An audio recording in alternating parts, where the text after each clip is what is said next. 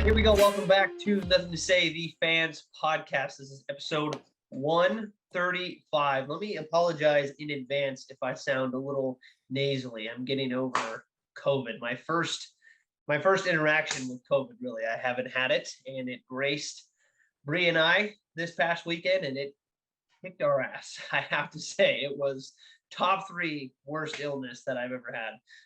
I definitely put that up on the list, but I feel better, so I'm happy to be doing the show. Sam, how was your weekend? Yeah, it was good. Funny story, and I didn't tell you this already, but Jen and I showed up to her car after getting sushi, and we see a man standing right there. We get a little closer, and we see that he's kind of fiddling right next to her car. I thought originally that he was peeing, so I run over. Granted, I am wearing slides, sweats, and a hoodie, so I look like straight up trailer trash. And I'm running over, and Jenna locks the door, and it beeps, and he runs away. But I think the reason he ran away was, why would I steal from this guy? He looks worse off than I am. So was the assumption that he was trying to break into your guys' car? I guess that's what I'm getting from that. Yes, is the answer, because the balls on this dude was unreal. I run over, and he just cool, calmly, and collectively walks away. And as he's walking away, is trying to just test the handles of other cars. Adored. That is some big balls on that guy. Yeah, I've never had anything like that before. The only time when I knew somebody fiddled with my car was you. And that was when fiddling. It wasn't fiddling, but the story is that I was at work, and Sam came to visit just because he was in town, came in and left, and he had bought something in the store and ripped up the receipt and threw it through my back window because my windows were cracked. And I was furious when I walked over, and then I sort of saw the receipt. It was like, oh, okay. So that was him. So, but that's the only time I've ever had somebody fiddle with my car. And you guys were in a pretty public place then. You said you were coming out of a sushi restaurant, so packed. It was a parking garage, so a little enclosed, but it was packed. People right across the way standing by their cars, and this guy had zero shame. I mean, so everyone watching this, lock your cars. Lock your cars. Lock your cars. Moral of the story. Moral of the story. All right. Well, enough interactions with people, I guess. I don't even know the appropriate word to move on from that is. But let's head to the action that happened yesterday, and that was Game 7. The Boston Celtics beat the Miami Heat in Game 7, 100-96. And while that was a great game, really the big topic of conversation was that final possession for the Miami Heat when Jimmy Butler came down, took a 3, and the argument was taking the 3 the right call, or should he have driven? It was the shot heard around the world, really. And I know that there are a lot of different sides to this coin, because there are a lot of different factors that obviously have to be brought in when you're analyzing that play on whether or not it was the right or wrong play. But Sam, you and I haven't actually gotten a chance to talk about this. Where do you lie on this? Just what did you think of the play overall? I'm not going to ask you if you thought it was the right or wrong decision, but what did you think of the play? Yeah, I think first off, this game turned out to be an unbelievable game. I think Boston was really controlling the game throughout. Miami struggled to make shots the entire game, but stormed back late. And I think Jimmy Butler cemented the fact that he is just a playoff hero for Miami at this point in their franchise. Has really cemented himself as one of the staples for that franchise, even though he hasn't won anything.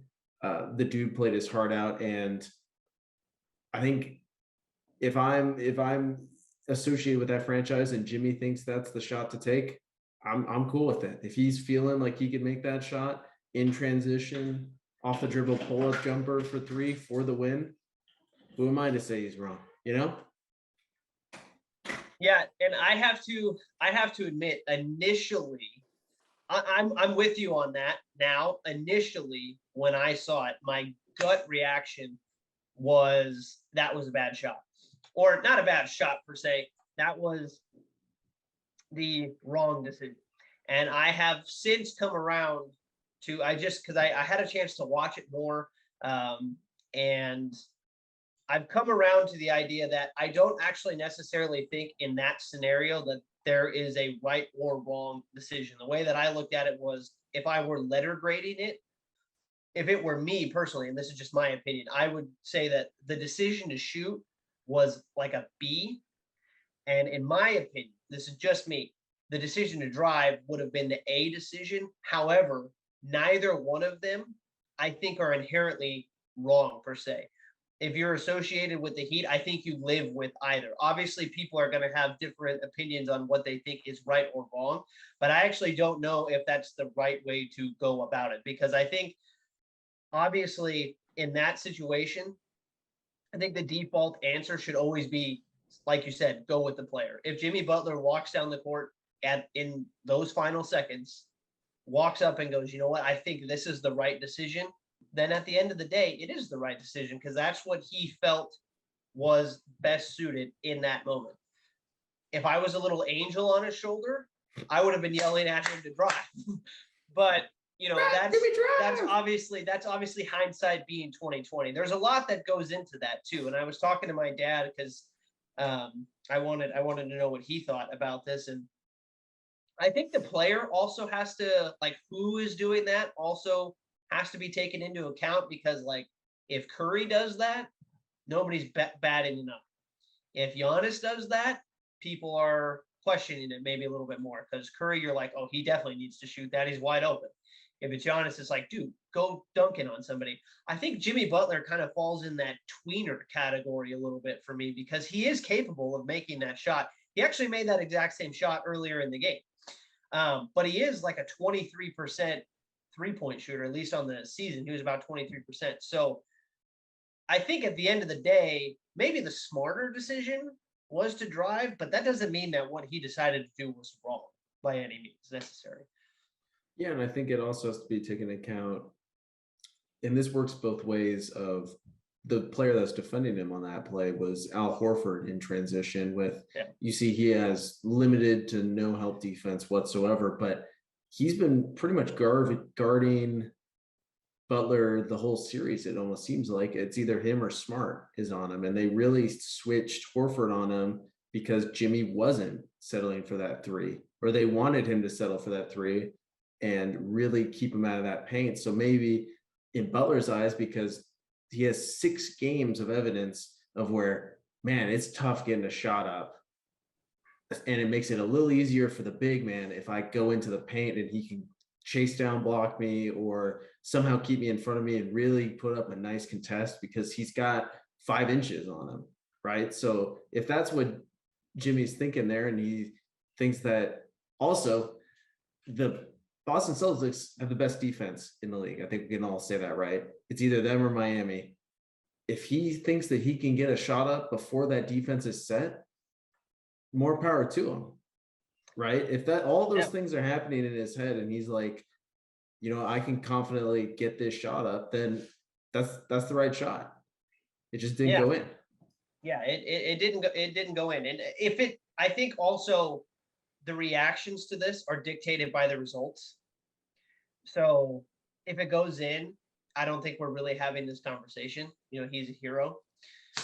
Oh, but I clutch think, performer. Oh my gosh, exactly. Jimmy, the narrative totally shifts. A winner, totally like shifts. The media is going to take it in a totally different direction. Exactly. So the narrative is really results dictated, but yeah, I think you and I are saying the same thing. Like, he's your best player.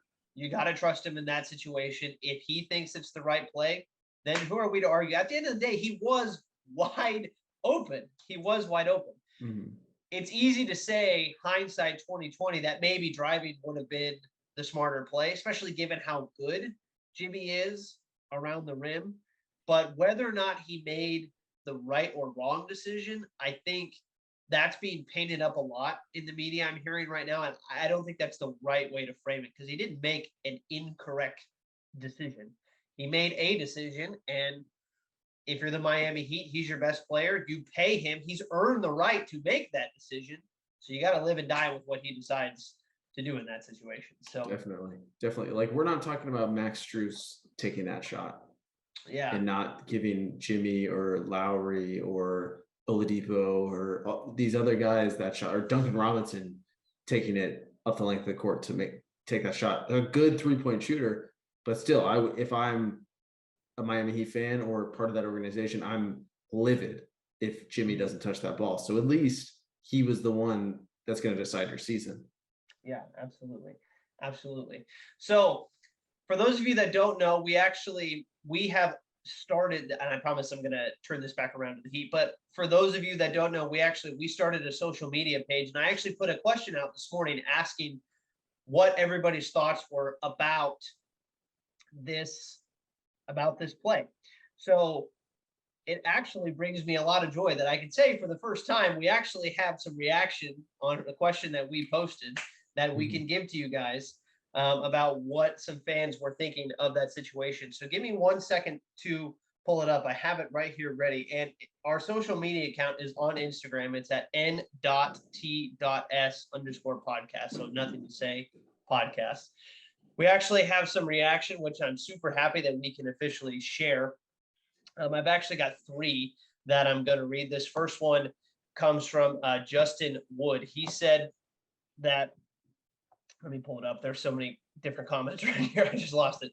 Said, I thought he should have went to the basket. So there was 1 vote for talking about whether or not it was the right decision. We got another comment. I didn't hear back from this person, so I'm not going to read their name. But he said, no, he should have driven to the basket and got a foul. So that was 2 votes for driving to the basket. And then we got another lengthy message from, and I apologize if I mispronounce the name, but it's Eric and Cooley. So that is his handle. So he writes, the Heat had Jimmy James Butler on the court for, and what he later put a correction to this, but he was saying that he had 35 points and played all 48 minutes of the game. During a conference finals game 7, and I'll read it verbatim, a resting term is deserved for the way Jimmy Butler and the Miami Heat performed last night. Go Heat. So I think Eric's a Heat fan, and I think there was a little typo in there saying a resting term. Sorry, Eric, I'm not entirely sure what you mean there. But I think it's clear that Eric is a Heat fan, and it sounds like he was okay with the shot. So we've got votes on either side. I put up a poll on my page on whether or not that was the right decision or not. 67% of the vote said he should have driven, and 33% said he should have taken the 3. Look, at the end of the day, whether or not it was the right or wrong decision, it's clear that there are people on both sides of it, which is why I think, based on which is why I think the stance that we're taking, that either one you'll live with, is probably sort of the way I think we should be looking at it. It's not right or wrong per se. There's just 2 options, and you got to live with whichever one your best player is going to decide. Yeah, and if Jimmy Butler were to come out today and say, hey guys, that's on me, I made a mistake, then that totally shifts how I view that play. If he thinks that, if he were to look back at that and say, hey, maybe I should have done it that way, then it kind of shifts it a little bit. I think going to the basket and trying to initiate a foul, I know you're not like, that's not the sole reason why you're going there, but I think refs are less inclined to decide a game 7 with a foul call there. I think they're going to swallow their whistles a little more.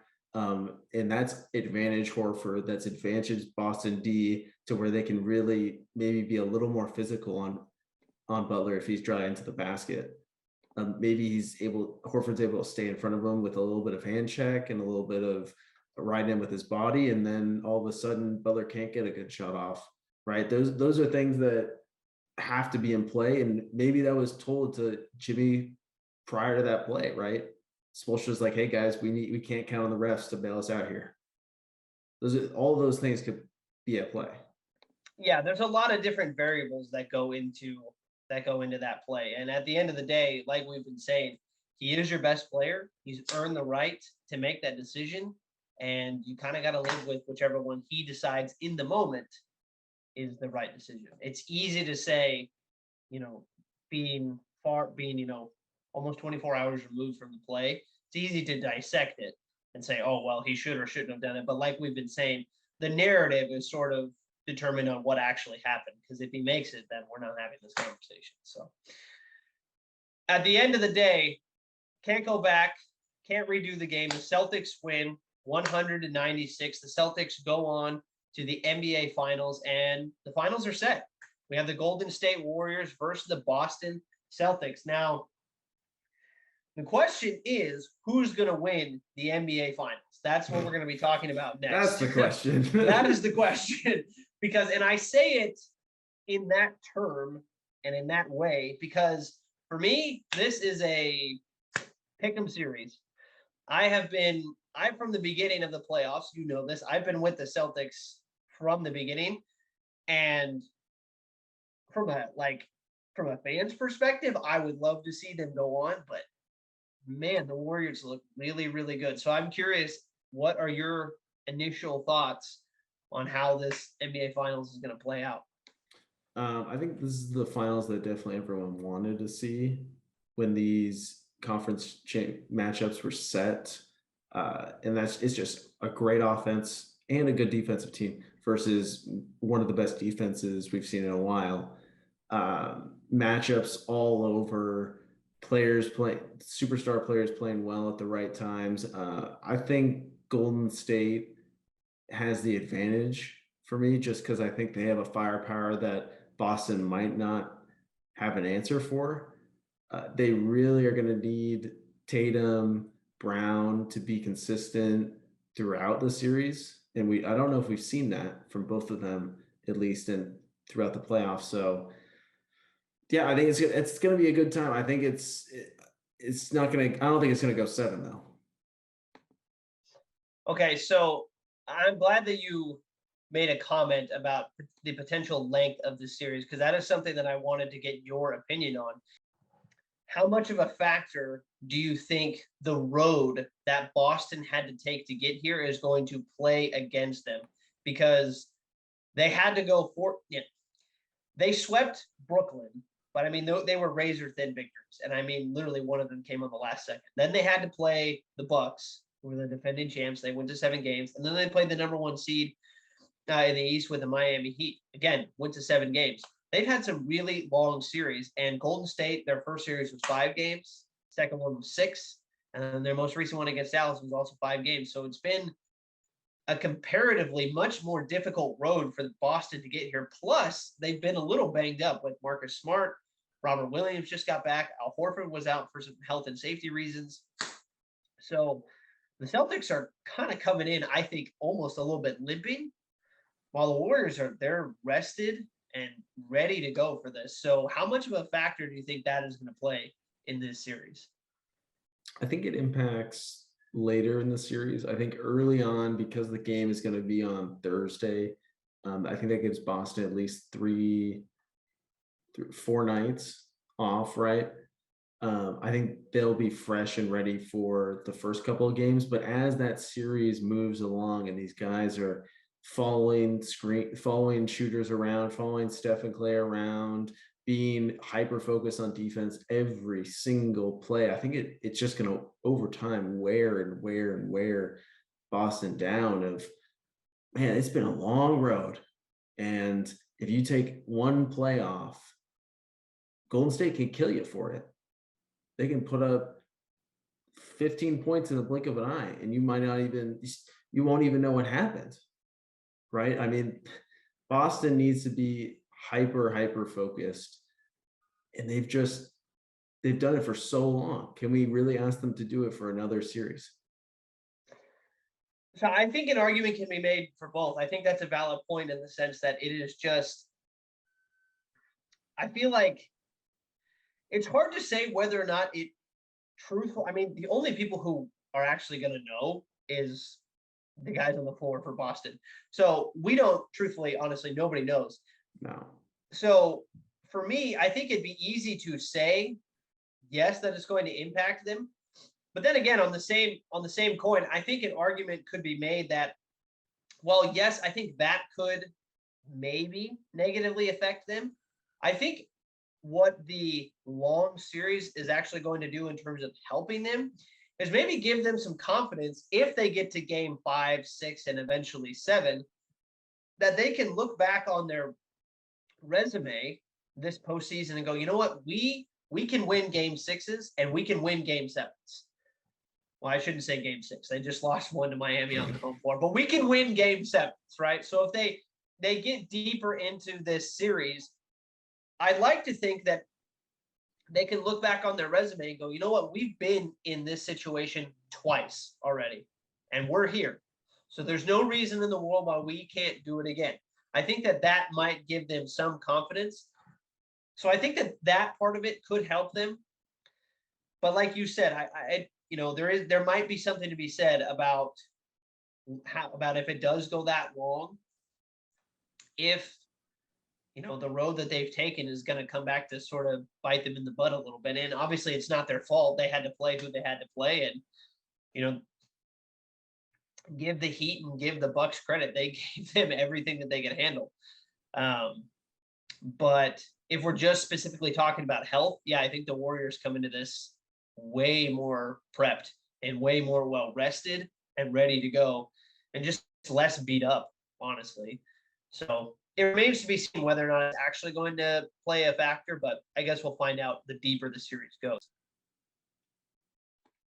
So now what I would like from you is your official pick. What do you think is going to happen in the NBA Finals? What game is this series going to close out on? And who's going to be holding the Larry O'Brien trophy at the end of the season?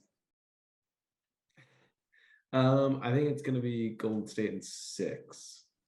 I think it's fair to give Boston 2 games. I think that the experience just comes into play, and it almost seemed like a switch was flipped at the start of that Dallas series to where Golden State was like, yeah, now we're turning it on. And really Dallas didn't have a chance. And that might happen in this series of where games are just like Boston shows up and, man, there was no chance we're going to win today. let's pack up the suitcases and go back home. Okay, so there's a part 2 to this question, because that is what you think is going to happen. Now I'm going to ask you, what do you want to happen? Do you want to see Golden State win or Boston? This might be blasphemous as a Kings fan, but I kind of want to see Golden State win after they're a little bit fall from grace the last 2 years of repeated injuries and different things happening. I think it's a nice comeback story to where they can get to the top without Kevin Durant, without the super team stigma, and potentially win a championship. I think that's actually sort of a redeeming story for them. Yeah, I have found myself rooting for them during this postseason, and it does feel a little weird as a Kings fan to say that. But I think the same thing is happening to me as what happened with like Tom Brady. Like, I got so sick and tired of seeing him in the Super Bowl. And then eventually after that sort of wore off, it was like, yeah, I want to see him get another one. Like, yeah, why not? Get another ring. Go Tom. So I feel like the same thing is sort of happening for me with Golden State. But I also think that's because Durant isn't there anymore. And that just felt so ridiculously unfair that it almost wasn't even fun to watch. Now that it's back to Steph, Clay, and Draymond. And by the way, can we just like give an absolute love to Klay Thompson? Oh, Wiggins. Wiggins has been balling, dude. I thought you were trying to make it. No. I wasn't saying like trying to dismiss Poole or Wiggins and their contribution to the team. What I was going to say is those 3 guys, Steph, Clay, and Draymond, were there before Durant. They were there during, and now they're there after. So if they end up winning one before and after him, then I think that that's going to do them really well, do a lot for them in the long run. And I also think that that's going to diminish Durant's title just a little bit. It has the potential to do that. Definitely. So, but before we even say anything, I just super happy for Klay Thompson to be back in the NBA Finals after everything that he had to deal with, to play as well as he has. I know he's had some up and down games, but man, to see the emotion on his face after they made it back, that was so cool. Yeah, all the hours of work. I'd love to hear him talk about what this moment means to him if they were to win, of all the rehab that he had to go through back-to-back years. It must have felt like an eternity to get back to the court. And then when he comes back, doesn't play, probably to his standards, and it just feels like he's forcing it, trying to get back to that player that he once was. And during the playoffs, there's moments and glimpses of the old Klay Thompson that could just erupt for 40 points on a team. Takes Klay. And Boston's got to be careful of it. Yeah. Because you can't really throw a defense at him. Yeah, it's a thing. Like he just shoots. You give him an inch and he shoots. And it's probably going in. Yeah. Okay, so you have Golden State 4-2, and you want Golden State to win. So I definitely want Boston to win. As much as I just said how cool it would be for Golden State to win another championship post-Durant era, during the middle of that Nets series, I was so for Boston because I wanted to see them bury Brooklyn that I just like threw my fandom to them. I was like, I am with Boston to the end of this series, and they won. And even against Milwaukee, I was like, yeah, let's go Boston. And then with Miami, it was like, okay, I'm just going to keep riding with them. So I've been rooting for them since like game 3 of that Nets series. However, I really think they have a chance to win this series. I really do. We've already mentioned that they have a phenomenal defense, probably the best in the NBA. I think it's safe to say at this point. They have Jason Tatum, who is emerging as a top 5 player in the league. He's going to, would it be a fetch? I mean, it wouldn't be far-fetched to say he's going to probably win an MVP within the next 5 years. Yeah. Oof. Yeah, a lot of good players in the NBA. This would help him. I think help that narrative if he were to win a finals and win finals MVP. I think that definitely opens the eyes of some writers and other officials that vote on the MVP. I think they would kind of look at him in a new light. Yeah. I'll put it this way. I think that's a safer bet than not. You know? Yeah, I mean, he just kind of, what did he average? He averaged like 27 this year, like 26. I think you got to put up like ridiculous numbers to win MVP. I think that sounds like the most brain dead thing to say, but you just got to put up ridiculous numbers, and who knows if that is going to happen. Also a narrative award a little bit too. Not this year, because somehow Jokic won it. You hate Jokic. It's crazy that he's a 2-time MVP. It's insane. So I really think Boston has a chance to win this series. And I like my gut is telling me to pick Golden State because it just feels like the safer pick. But Boston has done some really incredible things this postseason, and I kind of just want to pick them to be against you, so that way we're rooting for different things. But if I really want to be as like completely removed from this series as possible, then I'd have to pick Golden State, and I would pick them in 7 games because I really think Boston is going to give them everything that they can handle. So what I think is going to happen, I'll say Golden State in 7, and that's just me removing all fandom from it and just saying I'm just going to look at these 2 teams at face value. But I desperately want Boston to win. I really do want them to win because I do think they deserve it, and I definitely do think Golden State deserves another championship, but they can get one next year. Let Boston win this year. Who knows if they can? Injuries are a thing. Guys are getting older. We don't know Well, yeah, if but I was just saying. Draymond might transition to podcasting and Right. analyst. He's Right. like a hybrid at this point. Yeah. As soon as the game's over, he's running over the TNT set. Bam. Yeah. So there you have it. So Sam's official pick for what he thinks is going to happen is 4-2. Well, the series is going to be 4-2, going to go to 6 games, Golden State winning, and then he also wants Golden State to win. I'm going to pick Golden State in 7 games. However, I want Boston to win, so I'll be rooting for Boston. Okay, so that will wrap up our NBA coverage for this episode. We do have one more segment at the end of this, which is going to be predominantly Sam. This is his realm.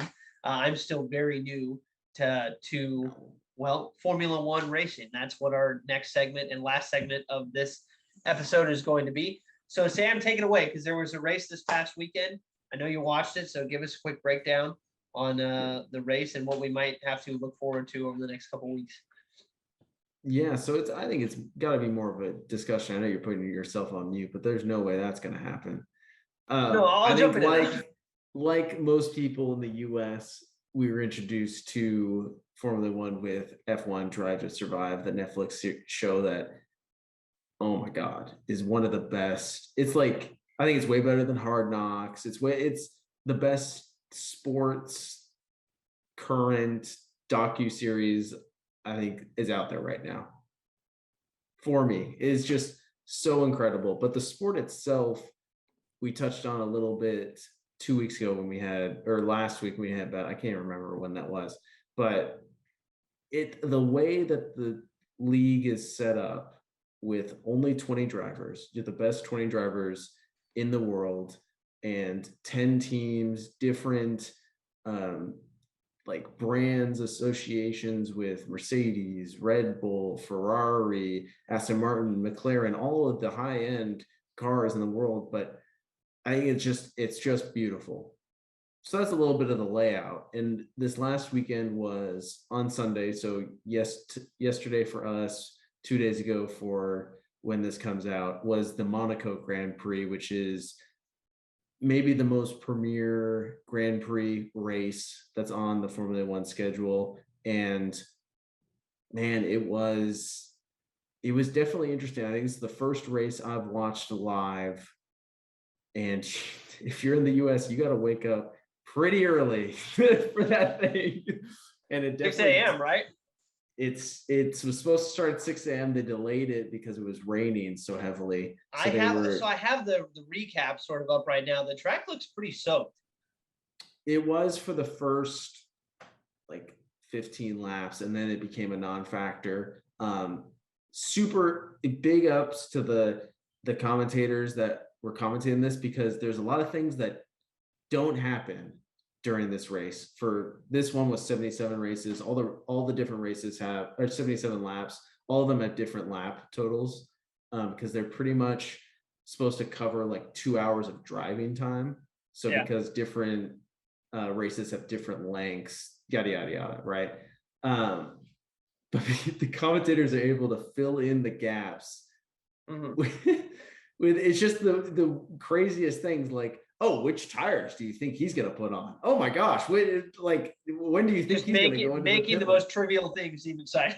Like, it's nothing, like no racers have changed positions whatsoever. No cars have changed positions for 3 laps, and they're still they're like yelling like a goal was just scored of, oh my God, he hasn't put the intermediate tires on yet. What is he doing?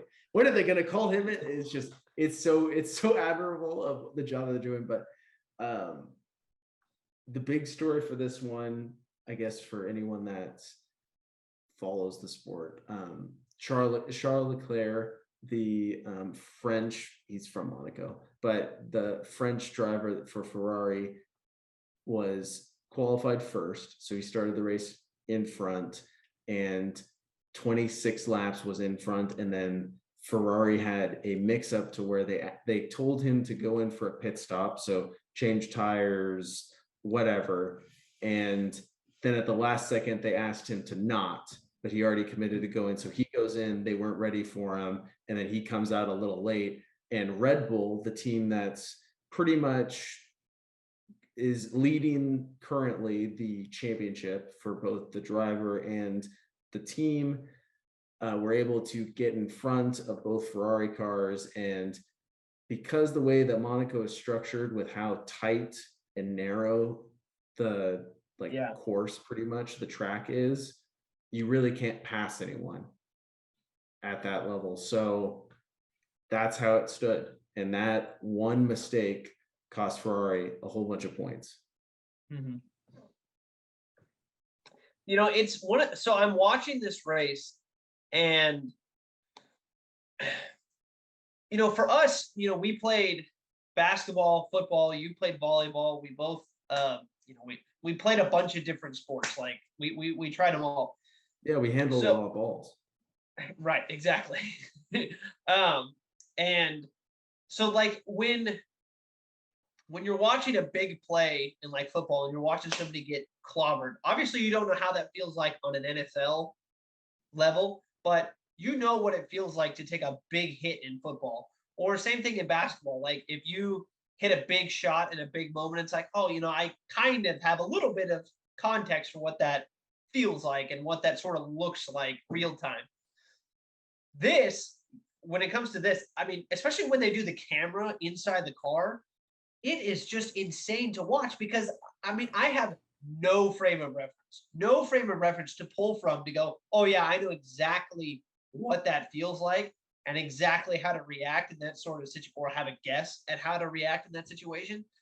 So I think from that aspect, for me, it's unique to watch because of that, because there is no like frame of reference that I can pull from to go, oh yeah, like I know, like I know why that was cool. To me, it's just cool because it's like I don't know. It's cool because I don't, Yeah, I think it's and the last race in Monaco, I think it was so funny because the first 10 laps, like you said, the track was soaked. So the cars are literally going around like 35, 45 miles an hour. Right. Yeah. So when I saw that, I was like, oh, I could drive that in my Honda Accord and we can make it around the track. It's all good. But then when you look at highlights, and as it got a little better later in the race, cars are going close to 200 miles an hour around this track. And they're making tight turns. And the intrigue, I think, is the holding your breath of, oh my gosh, someone could crash and someone could legitimately die from this. And they've made the cars a lot safer than they ever have, but someone could legitimately die from this and what they're doing. And I think that's sort of the allure of the sport. And it's also, I think it's the wow factor of, these are the only 20 people in the world that can do this, drive this fast on that crazy of a track. Mm-hmm. Yeah, I think they showed a highlight and they had they were clocking one of the cars and it was at around 200. And the coverage that the F1 does. You mentioned the helmet. They have a helmet cam. They have a camera on the car. They have where you can like get into the radio of every team when things are happening. Yeah. That is it's like miking up a basketball player or a football player, but it's not like you're looking at it in a commercial break or something. It's real time. And I think that is so cool for the broadcast and like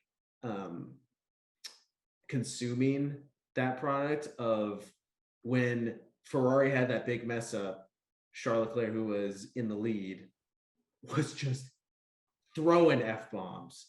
He was like, what the fuck? What are we? And you don't get that in any other sport. You really don't get that in real time. Like, can you imagine? Like, oh, let's go back and look at Marcus Smart and what he said on this play or whatever. Yeah. But that's different than unedited. We're gonna show you what this person said in this moment and get their real thoughts. Well, could you imagine it'd be like if you put like a helmet cam on like a linebacker and watch them read a play real time and sort of what they're saying. Like, you know what, for this play, this broadcast, for this play, we're going to watch the play from the linebacker's perspective. I wonder if that's something other sports, could or aren't willing to implement, because it seems like such a unique thing. Like, obviously, you probably couldn't do it in basketball, but you could get away with it in football, and you could probably get away with it in hockey. Mhm. I Golf, think probably football not would as be. much. Here's I'm the just throwing ball out. view. Yeah, yeah, there you go. Tennis, Uh, not probably not so much. um, Basically, what golf I'm would be saying so is funny. Okay, any sport it's with a helmet. completely. Do we lose the feed? Oh no, he's just standing still. Okay, now we're going. Yeah, we're good. Okay, there we can't see the ball now. Yeah. So something out. But I think football and, like you said, hockey, I think would be something that would integrate pretty seamlessly. I could You'd think have to of. mute the mic during one of the dog pileups, though. Probably. Well, even if you start slow with the camera, I think the linebacker would be interesting. I think the quarterback would have to be. Yeah. Running back would be interesting for seeing the running lanes. I think that would really give fans a look. I don't think you could do it. It would have to be like a replay, like what you do with the pylon cam or something. Probably. I don't think you could do it in like during live play. Oh gosh, did you lose me? You for like a quarter of a second, but you're good. Good. Yeah. But I think that would be really something that would, and then you could integrate VR with it, and you could be like, oh my God, I'm Tom Brady right now. Oh, Tom, don't throw that pass. There's a DB right there. Derek, don't throw that. Colin Kaepernick's going to get something for you. You know where they should test run it? Do it on the Manning cast. Do it right there. Perfect. He has like a segment where he like breaks down what the quarterbacks are seeing, doesn't he? I think so. But you know, if more, I'm just using them as an example more than anything. But like, if you wanted to test run it, platforms like that would be a good place to give it a try. Well, you also, I don't think we're like close, like on the doorstep of just implementing that comfortably into a helmet or anything. Like, yeah, probably not. They really got to sit down and think about that, because I don't know where you'd really put it. I guess cameras can be pretty dang small. But look, we're paving the way for just these inventions later on. When it happens, people are going to come back to this show and go, look, these guys were ahead of their time. They need at least 15% stake in this company. So like, if we can go back to Formula One a little bit. Yeah. I just want to reiterate the fact that these guys are able to talk about tires for pretty much, because during the middle of this race, there was a stoppage. There was a red flag stoppage because someone had a pretty big crash and they had to like clean up part of the course, right? So there was no race for probably like 10 to 15 minutes. And they're just talking about different tire scenarios. Like, this is such a, I like big cars go fast type of sport. You know? Do you think that would turn off casual? Do you think that would turn off casual viewers who have no idea what they're talking about? Yeah, I think because I definitely consider myself a casual viewer. There's no doubt about it. And I think the Drive to Survive show really jazzes it up, because it cuts through all that, and you, instead of talking about what tires guys are getting, you're listening into the team like managers pretty much and what they're thinking, and you're listening to the drivers during the highlights of the race, and it gives you a little more, right? I don't know what really they would do other than I could guess I mean it's super interesting though, of like what lap to take. Like, it's all determined on relative to the other drivers in your position, like from 6 to 9. If the person in front of you boxes, you should probably box, and boxes is going to the pit area. Then you should probably do it so then you don't lose out. Or do you hold off for a couple laps so you get that advantage in time? It's just it's chess. That's what they all seem to compare it to chess and making different moves. And it's like any sport. You're just trying to make the right one, like Jimmy Butler did last night. Yeah. Way to tie it all in. Well, you know, we've always been a closet tennis show. I guess we might be a closet Formula One show now. Oh, it's not going to be a closet. It might be the guest bedroom. Look, I I was going to watch it and ended up not because it was 6 a.m. and I needed to sleep because I had COVID. So Yeah. I needed some sleep. Um, but you have opened my eyes a little bit to it. I watched one of the practice rounds, I think a week or two before the Monaco race, and that was fun. That's when I texted you that I was watching it. And it was, yeah, it was. I mean, it's entertaining. It really is fun to watch. Yeah, I think it's definitely a sport that caters towards the hardcore a little Yeah. bit more. Like I think football conceptually is a lot easier to Just pick up and watch. yeah, like, oh, he caught the ball and ran it into the end zone. It's not like there's different rules that go into it of where you're not allowed to turn into someone or you're not Yeah. allowed to go off the track for a certain amount of time and get an advantage or whatever. Like there's so many of those different rules and penalties. But I like how they're just unapologetic about it of like Yeah. they can get a following and get that many loyal people that are all in of like, yes, Lewis Hamilton got a 5-second delay. Let's go type of thing. It's like that's not what sport cheers about that? Right. No, yeah. Yeah. And it's one of those things where I guess as long as they know what they are, then it's going to make that broadcast honestly that much better because then they're not trying to be something that they're not. And right. I would love to go to an F1 Grand Prix. So there's usually two. Well, there might be two in the US starting every year, one in Miami and one in Austin, but I think that would just be so cool to go to. I think it's better than NASCAR. I agree. It's gotta be. I agree. I agree. It's extreme go-karting. The most electric race though is horse racing though. Dude, I'm not even kidding. Like the Kentucky Derby and the Derby that happened a couple weeks ago was electric. It was so much fun. Oh my god! Did you hear the story? What about what happened at the Derby like 2-3 weeks ago? No. Okay, I'll tell you it off air, but it was one of the most exciting honestly one of the most exciting sporting events I had watched in a long time. It was so much fun. So much fun. I'm not saying every race is like that. We got to make a bucket list of like sporting events that just have to be gone to at least once. Yeah. All right. Thank you all so much for listening to episode 135 or watching episode 135 on YouTube. We really do appreciate it. Again, we are available on YouTube, Apple Podcast, and Spotify. Have a wonderful week, and we will see you all next time for episode 136. See you.